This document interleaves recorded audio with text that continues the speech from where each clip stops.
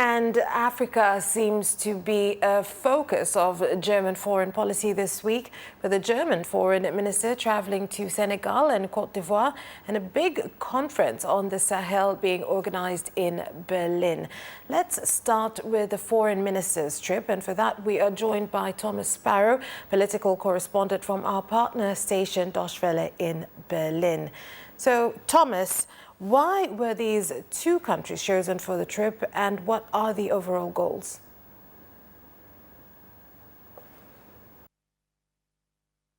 Well, as with many trips to Africa, this visit by Foreign Minister Baerbock to Senegal and Cote d'Ivoire is based both on fostering opportunities and at the same time assessing potential risks.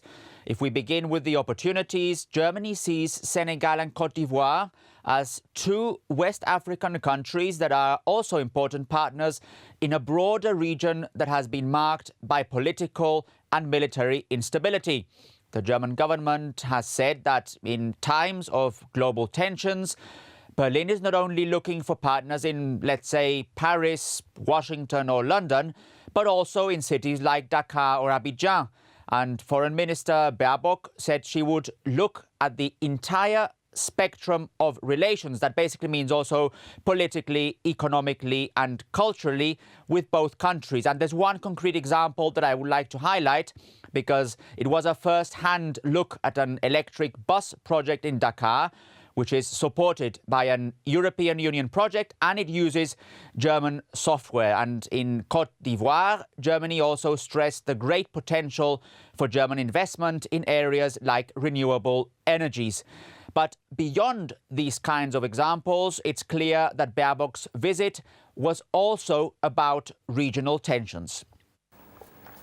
Exactly. Let's delve a little bit deeper into these potential regional risks. How concerned is Germany about these tensions? The German government is indeed looking closely at what's happening very specifically in the Sahel region. In fact, Germany recently announced a withdrawal of soldiers from Niger, and it ended last year its mission in Mali. But the government has said it still has, from a political and security perspective, an interest in a stable Sahel. Baerbock said in Dakar that regional security in Africa is closely linked with Germany's own security and development, and she emphasized that terrorism, migration, organized crime and poverty in that part of Africa are directly affecting Europe. If we look specifically at migration, for example, Senegal has become a major transit point for refugees fleeing violence in the Sahel, seeking their way to Europe. If we look at political instability, since 2020, Mali, Chad, Guinea, Burkina Faso, Niger and Gabon have all seen military uprisings. And these are developments that are concerning for the German government, and this essentially explains the need for the German foreign minister to have high-level political talks in both countries.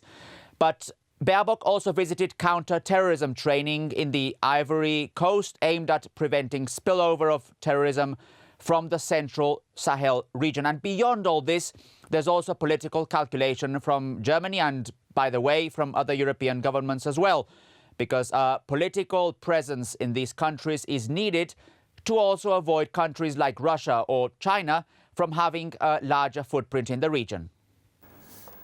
And meanwhile, a high-level conference in Berlin specifically addressed these issues in the Sahel. Can you tell us more on this?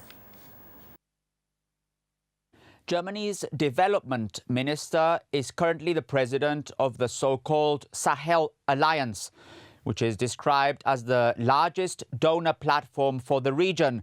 And the Sahel Alliance met in Berlin this week and has 27 members, including not only Germany, but other EU members, the UK, the US, Canada, as well as international organizations like the World Bank and the African Development Bank.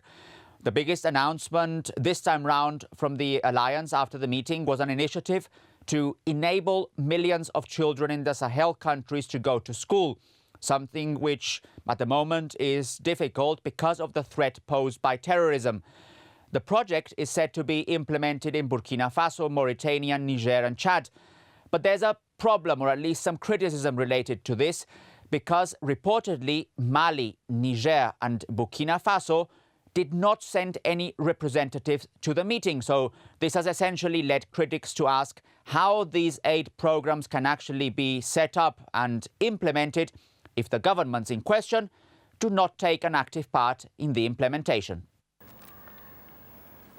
Thank you very much, Thomas, for that update. And that ends our local news. Up next, we have business news.